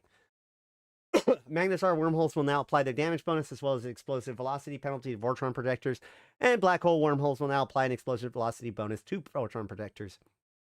So basically everything that would normally affect those stats that affect Vortron projectors will now properly affect Vortron projectors. It had been the case that for a long time Vortron projectors just didn't get didn't get anything to help it. The wreck of the structure has been looted, by the way. New mutaplasmids have been added for Vortron tuning systems. Added faction and officer variants of the Vortron tuning system upgrade modules. Players can obtain these new mutaplasmids and weapon upgrades by aiding the empires against pirate insurgencies and turning it in items at counterinsurgency operation facilities in their war headquarters. So when you turn in the things, you get the box, and that box will have random stuff, including the mutaplasmids and whatnot, but it can also, and it can have the officer and faction Vortron tuning systems in them as well. The ship casters for the various empires have had their resistances increased from 0 to 50% to double their effective hit points and make them easier to save from attacks from remote repair. The passive shield regeneration time has also been doubled to keep peak DPS regeneration the same. So basically it's like the shield regeneration doesn't actually help any more than it used to, the passive regeneration, but it is now more effective to rep it than it was before. Reduce the cost to upgrade the shipcaster by approximately 50%. This also reduces the volume required by 50% as well. This has reduced the required volume to build a shipcaster from 3,600 M3 to 1,400 M3, which means that this can now be transported by a Synesis. Also, I don't see that this changes the value of, like, the reward of putting up a shipcaster. I think that they'd said that before, but that it does, that they will, that the LP that is rewarded has been reduced to compensate.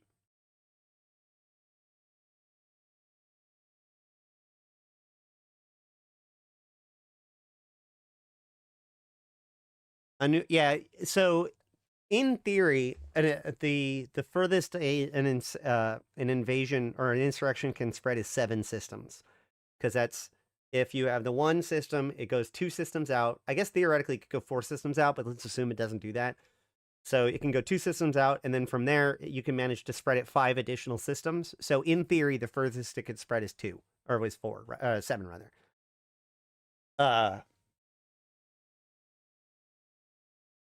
I don't believe so. Maybe? I don't know how close Tama is to that. It doesn't keep randomly spreading, because after 5, one side or the other wins. Alright.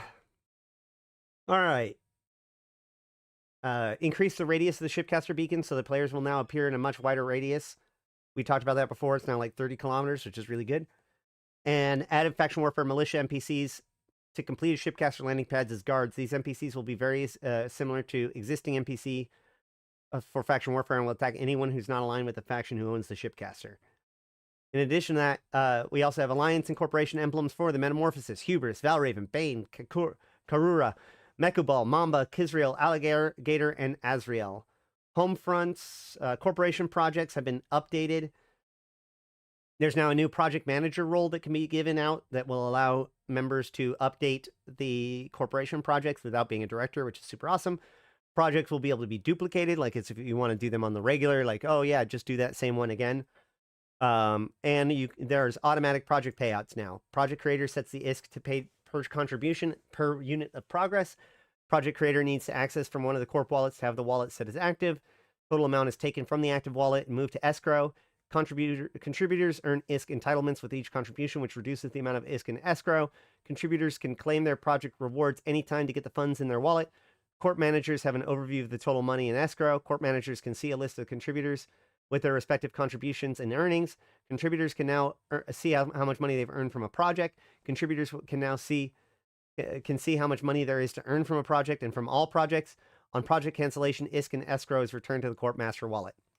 In addition to this, there are new project types: scan signatures, remote repair, and manufacture item.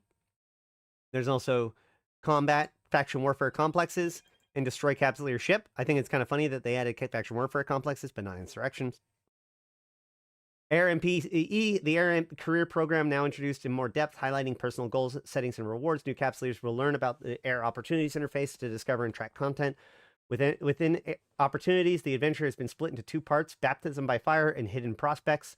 During Part 2, Hidden Prospects, players can now pause the adventure anytime they want, giving them greater freedom to explore what New Eden has to offer and meet up with friends, while still being able to return to the rest of the introduction when the time is right for them.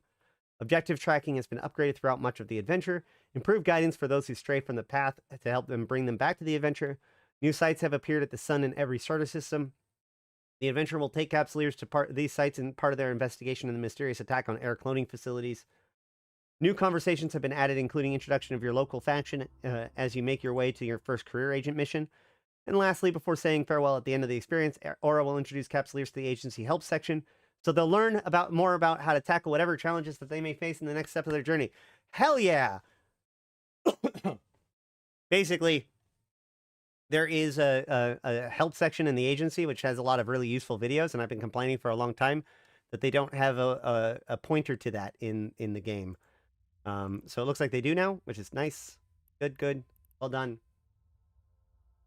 Air opportunities. Air opportunities have undergone a significant iteration to incorporate more types of content and improve navigation and usability throughout the entire interface, which now include the following features: faction warfare sites, epic arcs, escalations, ice belts, or anomalies, introductions, the Air MPE, New Eden store tutorial, which unlocks after accruing 750 career points with the Air career program.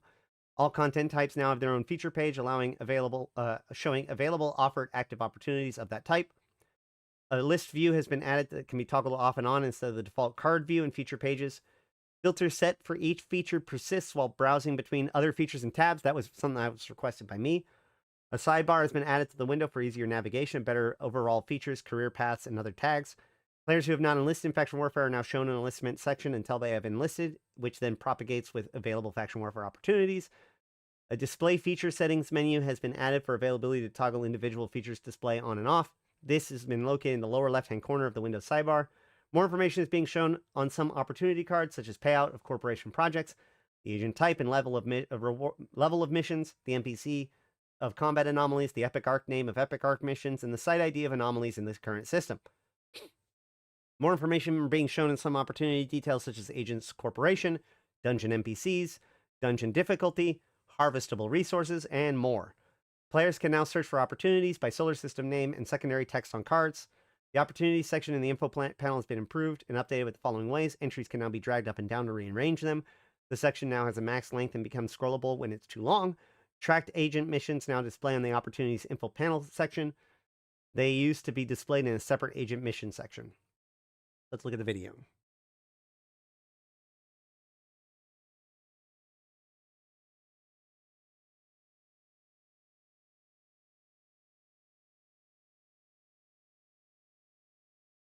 I like the side navigation. I'm not gonna lie. That looks good. That looks slick. I just wish that this and Aura, or in like this and the agency should all just be Aura.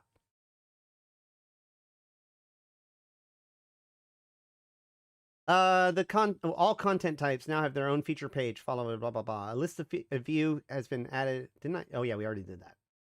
Photon improvements, custom color themes. Omega users have been granted the ability to customize individual colors in their UI scheme, creating their own themes. Color customization option now allows Omega users the ability to edit and change the colors of the UI to their liking.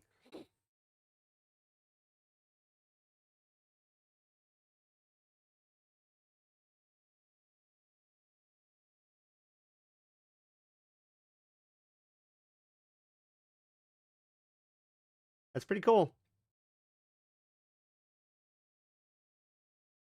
In-game topography, typography, right? Yeah, not topography. Wait. Yeah. Typography. Now features two sizes, tiny and huge. Normal font size default has been moved from 14 pixels instead of 13 pixels. Existing capsulators will have their settings preserved by migrating them to the corresponding updated size. As part of Havoc, the settings menu is granted more real estate, and now a full screen and will look and feel more modern. And that is it for Havoc.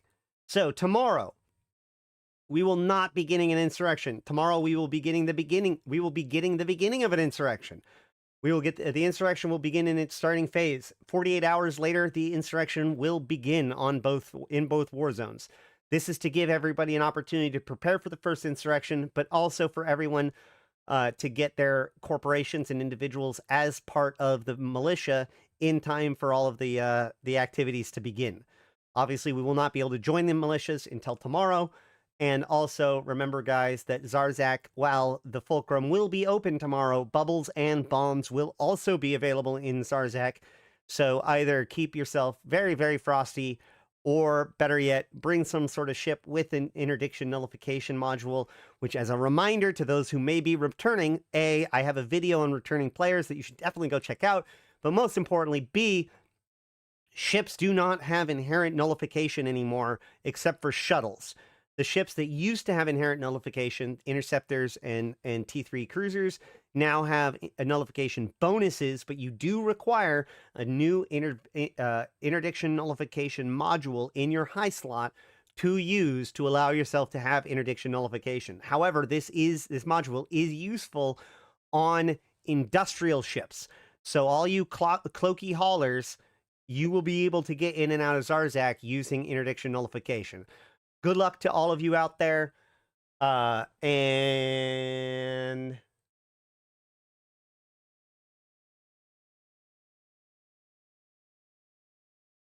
on that note, let's see if there's anything else.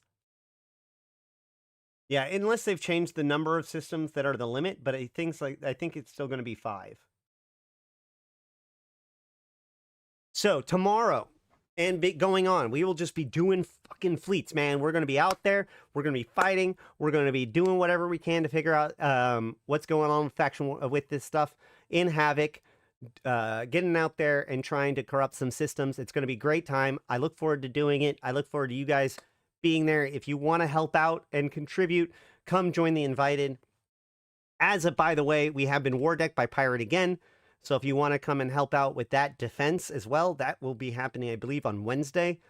And the Invited will be involved in that as well. So we could use as much help as we can to defend our high-sec structures from these annoying attacks and stick it to Pirate. So either way, make sure to come into our Discord so that way you can keep up with all of the videos that have been coming out. Come and check out we have a EVE Online, or rather EVE Universe show channel where we talk about stuff that are, stuff that would be interesting for the show or stuff about the show.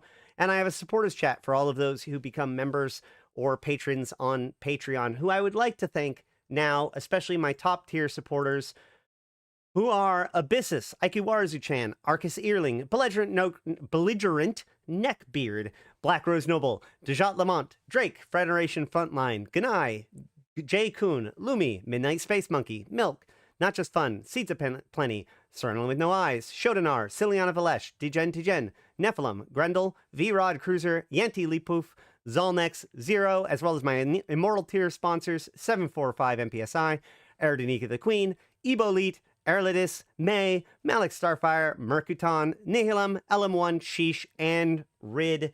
Thank you guys so much. I have been Ashtarothi. I've been playing this game since 2010, talking about it since 2012, and I'm here to put Eve into context for you, my fellow Empyreans.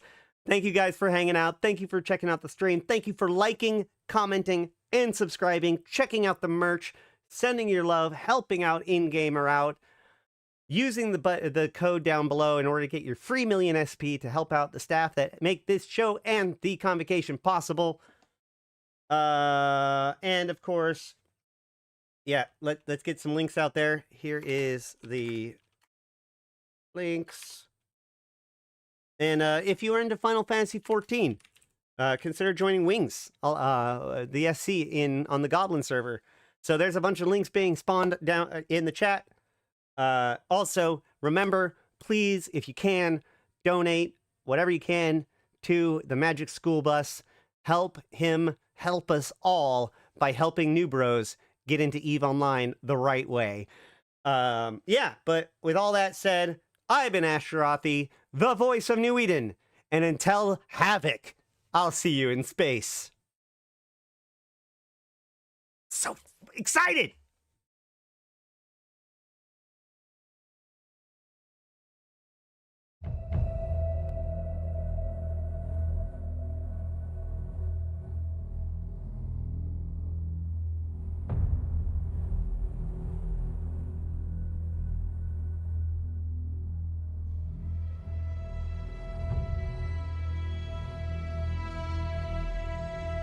Bring on the wrecking machine.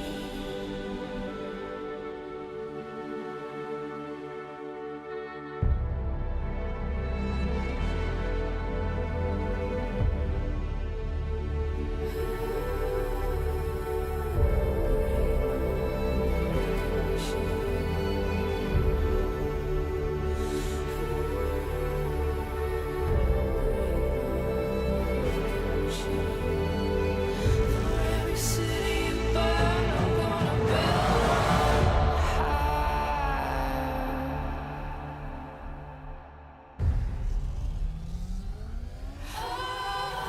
Bring on the wrecking machine, setting your dreams of heaven on fire. Bring on the wrecking machine.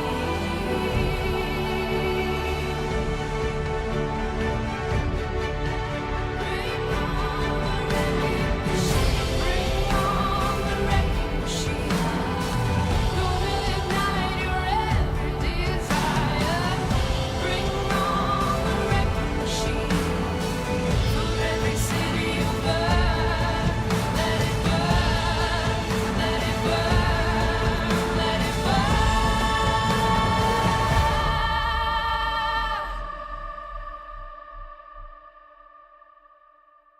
For every city